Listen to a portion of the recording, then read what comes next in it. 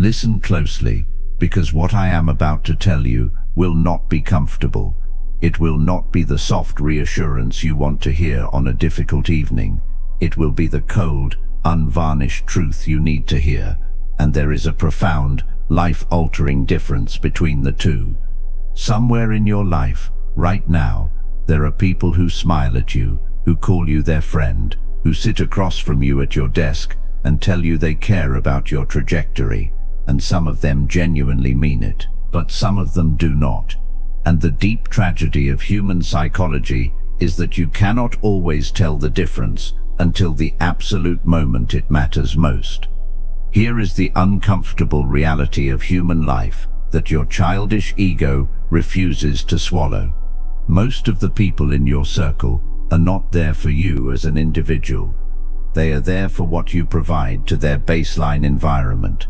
They are there for your attention, your energy, your approval, and your ultimate usefulness. They are there because it is easy and convenient to be around you, because you do not ask hard questions, and because you constantly make them feel good about themselves. And the day you stop providing those resources, the day you become inconvenient to their lifestyle, the day you need something instead of giving something, you will see their true faces emerge from the darkness. That is not cynicism, that is raw, clinical observation. And the master Stoics built an entire philosophy on the supreme strength that comes from seeing reality clearly without an emotional tantrum. The Stoics understood something that most people spend their entire lives frantically avoiding. They understood that the people around you are not permanent installations in your environment. They recognized that affection can fade, loyalty can snap, and friendship can be revealed as a cheap, calculated transaction wearing the mask of love. And rather than be destroyed by this reality, they built themselves to be entirely immune to it. They built a citadel inside themselves that no loss, no betrayal, and no abandonment could ever breach.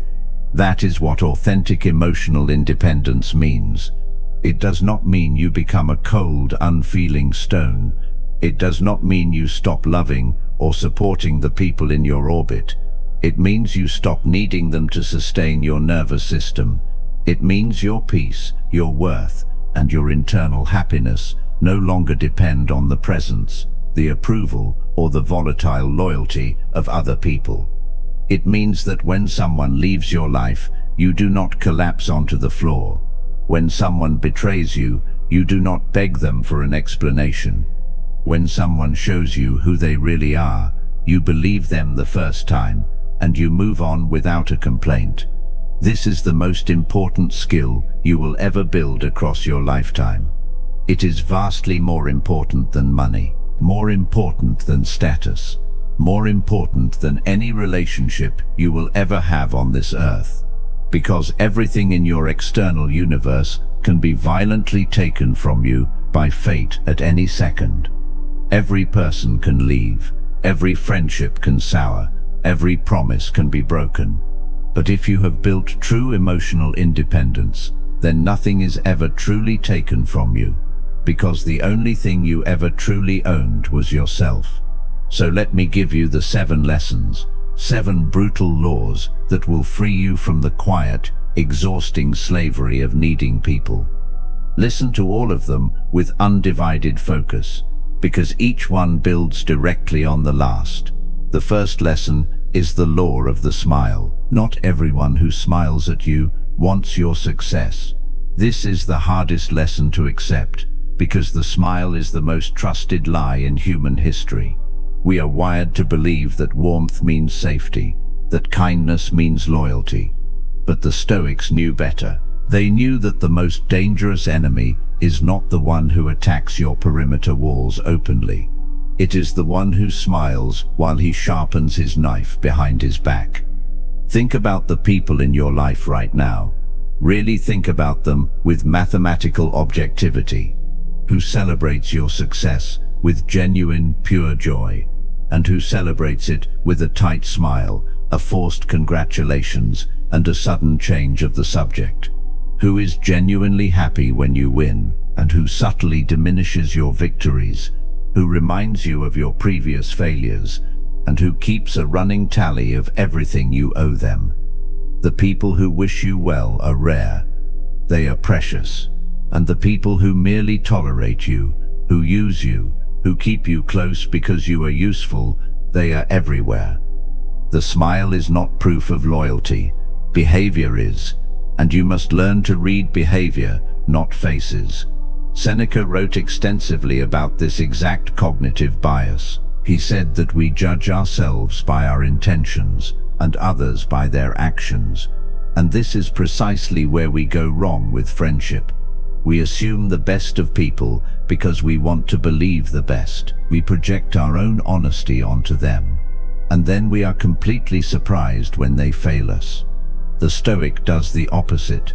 The Stoic watches what people do, not what they promise. The Stoic listens to silence, not to words. The Stoic understands that a man's true character is revealed not in what he says when you are together, but in what he executes when you are apart. The second lesson is the law of expectation. You are owed nothing. This single sentence, if you truly absorb it into your software, will save you more pain than any other teaching in this entire philosophy. You are owed nothing. No one owes you their time. No one owes you their loyalty. No one owes you their love. No one owes you an explanation. No one owes you a single microsecond of their life. The moment you accept this, everything changes. Because most of the suffering in your relationships does not come from what people do to you. It comes from what you expected them to do, and they did not. You expected them to stay. You expected them to be honest. You expected them to love you back. And when they did not, you felt betrayed. But here is the truth the Stoics would give you. The betrayal was not theirs. The betrayal was your own expectation. You handed them a role they never agreed to play, and then you punished them for not playing it perfectly. Epictetus taught this more clearly than anyone in history. He said, "Do not demand that things happen as you wish, but wish that they happen as they do happen, and you will go on well." Apply this to people. Do not demand that people be what you wish them to be. Accept them as they are, and then decide, with clear eyes, whether they belong in your citadel. The person who expects nothing is never disappointed, and the person who is never disappointed is never controlled, because control comes through the gap between what you expect and what you receive. Close that gap, and no one can use it against you. The third lesson is the law of the empty room, and this one you must understand with absolute clarity. When your life is full, when you have success, when you have resources, when you have status, you will never know who your real friends are. The room will always be full of smiling faces. Everyone wants to stand beside a rising sun, but the Stoic knows that the true measure of your relationships is revealed in the empty room. Picture this. You lose everything. Your money is gone. Your status is gone. Your health fails. You have absolutely nothing left to offer. Now look at the room. Who is still there? Who remains when you have nothing to provide? The people who stay when you are empty, when you are broken, when you have nothing to provide, those are your real friends. And they are rarer than you can imagine. Most of the people in your life will vanish the moment you become inconvenient, and you should not be surprised by this. You should not be bitter about this. You should simply know it. Know it so deeply that it never surprises you again. Marcus Aurelius understood this better than any emperor in history. He sat on the throne of the world, surrounded by senators, advisors, generals, all of them smiling, all of them loyal to his face. And he wrote in his private journal that he must learn to distinguish between those who genuinely wished him well and those who merely wished to be near his power. He knew that the men who praised him most loudly would be the first to abandon him, and he made peace with this. He did not rage against it. He simply built his strength on something no one could take from him, his own character. The fourth lesson is the law of the transaction. Most friendships across this modern landscape are fundamentally economic or psychological exchanges. This is not a malicious accusation leveled against human character. It is an unvarnished observation about the basic mechanical nature of human society. People form social bonds because the bond serves a clear, actionable purpose within their lifestyle. Sometimes that purpose is emotional inflation. Sometimes it is social status compounding. Sometimes it is purely practical utility. Sometimes it is simply the primitive comfort of not being left alone with one's own thoughts. And there is absolutely nothing intrinsically wrong with this transactional matrix, as long as you possess the maturity to see it clearly on your laboratory floor. The supreme danger to your sanity comes when you childishly mistake a temporary transaction for absolute, lifetime devotion. The Stoic does not demand that every casual relationship be a sacred, unbreakable bond. He accepts that most relationships are standard exchanges. He accepts that people will come and go based on what the relationship provides to their ego or baseline comfort. And because he accepts this reality, he is never crushed when a transaction naturally runs its course. He does not collapse onto his desk when a companion moves on, because he understood from the absolute beginning that the person was there for a single season, not for a permanent lifetime. But here is the vastly deeper psychological point you must internalize to secure your boundaries. If you want relationships that are genuinely more than cheap transactions, you must first become someone who is completely indifferent and desperate for them. The person who needs companions automatically attracts predatory users. The person who is completely complete alone naturally attracts genuine, high-value companions. Because authentic human beings are drawn to absolute wholeness, not to frantic, leaking need. When you are emotionally independent, when you are entirely content in your own private company, the people who enter your domain are there because they actively choose to be, not because they are filling an empty psychological void inside your structure. And that is the only kind of relationship worth hosting inside your inner citadel. The fifth lesson is the law of silence. Trust is permanently proven through long-term conduct, never declared through words. The people in your life will tell you many magnificent things to preserve their social position. They will tell you they love your energy. They will tell you they are fiercely loyal to your goals. They will tell you they will always stand beside your machinery when the weather drops. And you should listen to absolutely none of it. Not because you assume they are actively lying to your face, but because words are cheap, volatile variables. Words cost zero energy to manufacture. Anyone can say anything at a dinner table, but behavior, consistent behavior under extreme pressure, costs everything. And behavior is the single currency of absolute truth in this universe. The Stoic does not ask for loud declarations of loyalty. He does not demand dramatic proof of love. He simply watches in silence. He watches how people treat his name when they believe no one is monitoring their conduct. He watches how they speak of his character when he is not physically present in the room. He watches what they execute when he becomes inconvenient, when he disagrees with their consensus, and when his progress temporarily fails. And he draws his tactical conclusions in total silence. He does not announce his internal doubts to the public gallery. He does not stage a dramatic confrontation. He simply observes, and he cleanly adjusts his immigration boundaries. There is a quiet, terrifying power in this practice that you cannot understand until you deploy it natively. The individual who observes in absolute silence holds every single card in the deck. He knows exactly who he can trust and who he must isolate, while the naive people around him believe he is completely blind to their movements. He moves through the world with a quiet, unshakable certainty, protected by a clarity that no one else possesses. And when the eventual moment of betrayal arrives, when someone finally shows their true colors under pressure, he is not shocked, he is not destroyed. He simply nods his head, because his metrics had already logged the truth months ago, and that knowledge is the armor that no external force can pierce. The sixth lesson is the law of the self.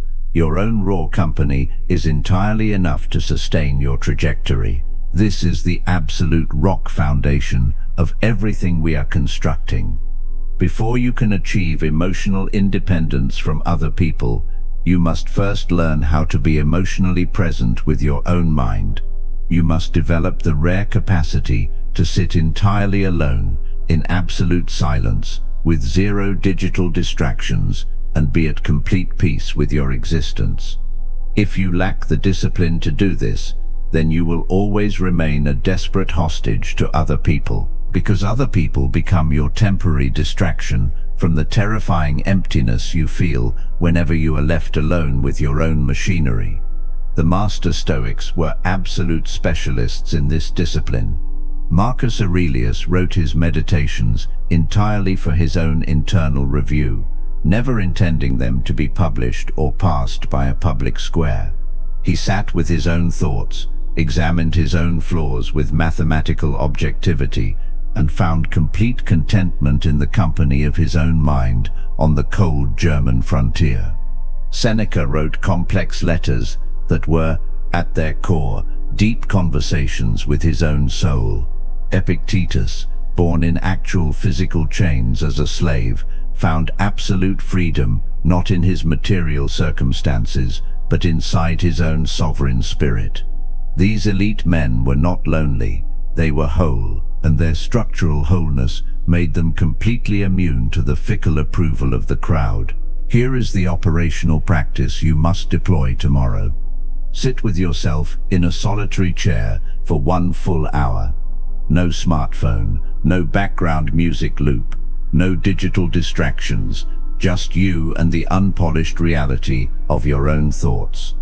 If this exercise feels unbearable, if you feel a frantic, racing urge to reach for your device, to call an associate, or to escape the quiet room, then you have successfully located your deepest structural weakness. You have found the empty void inside your citadel that other people are filling. And the Stoic would tell you that this void must be filled by your own character, and only by your own character. Because the microsecond you can sit alone in an empty room and be at complete peace, no human being on this earth can ever take your peace away from you. No one can abandon you into loneliness, because you are never lonely. You are the one permanent companion you will never lose across this lifetime. That threshold is crossed in a single decision. It is crossed the moment you choose, in your own mind, that your peace is non-negotiable. The day you stop needing people is the day no one can ever break you. Think about that. When you need someone's approval, they control you. When you need someone's loyalty, they control you. When you need someone's presence, they control you. Every need is a leash. Every expectation is a chain. And the person who holds that chain, whether they know it or not, owns a piece of your freedom. But the person who needs nothing, who is complete alone, who walks through the world as his own sovereign, that person cannot be controlled by anyone, because there is no leash to grab, there is no chain to pull. There is only a person who is entirely, unbreakably his own. Let me show you what this looks like in real life, because this is where the theory becomes power. Imagine someone you love leaves you, not with anger, but quietly, completely. Your old self would unravel. You would replay every conversation. You would wonder what you did wrong. You would beg for an explanation, for another chance, for their return. But your new self does something different. You feel the loss. You do not deny the pain. But you also recognize that your worth was never in them. It was in you. And so you grieve, and then you stand. You do not chase, you do not beg. You honor the memory of what was, and you continue as a whole person, because you were whole before they came, and you are whole after they leave. This is the power the Stoics cultivated. They were not unfeeling, they felt deeply. Marcus Aurelius wept when his friends died. He grieved, but he did not collapse. He did not let the loss define him. He honored the love and continued the work.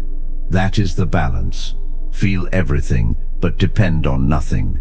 Love fully, but need no one. This is the path of the Stoic, and it is the path of the free. Now I must say something important, because I do not want you to misunderstand this teaching. Emotional independence is not emotional isolation. It is not becoming cold, distant, or incapable of love. It is the opposite. The person who is emotionally independent loves more freely, because their love is not desperate. Their love is not a cry for survival. Their love is a gift given freely, with no expectation of return. And that is the only kind of love that does not become a cage. The Stoic does the opposite. The Stoic does not shut people out. The Stoic opens the door, welcomes those who are worthy, and does not collapse when they leave. He is not guarded because he fears people. He is whole because he does not need them. And there is a world of difference between the two. The guarded person is still controlled by fear. The whole person is free. So let me ask you to look inward for a moment. Who are you currently depending on for your peace? Whose approval keeps you up at night? Whose presence do you believe you cannot live without? Name them, see them clearly, and understand that every time you hand them your peace, you hand them your power. The Stoic would tell you to take it back, not by rejecting them, but by becoming complete within yourself, by building the citadel that no one can breach. Here is the uncomfortable truth. Most of the people in your life are not thinking about you as much as you think they are. Your absence would be noticed and then quickly forgotten. Your presence is not the center of their world. Their own needs, their own fears, their own lives occupy that space. And once you understand that, you are free. Free from the exhausting burden of trying to be indispensable. Free from the anxiety of being replaced. Free to simply live, to simply be, without the constant need for validation. The Stoics understood that the only relationship you are guaranteed is the one you have with yourself.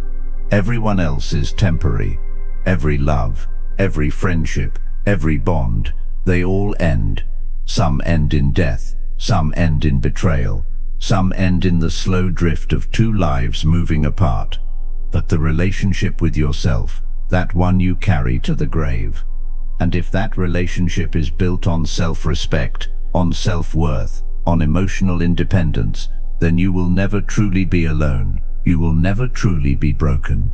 Because the one person you can never lose is the one who has your back every single moment, yourself.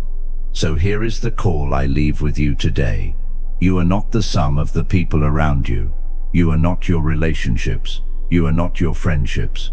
You are a sovereign being, complete within yourself, capable of standing alone in the full light of your own worth.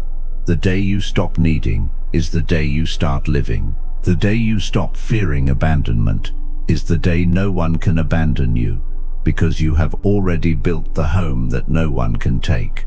Build that home. Build it brick by brick. In every moment you choose peace over approval.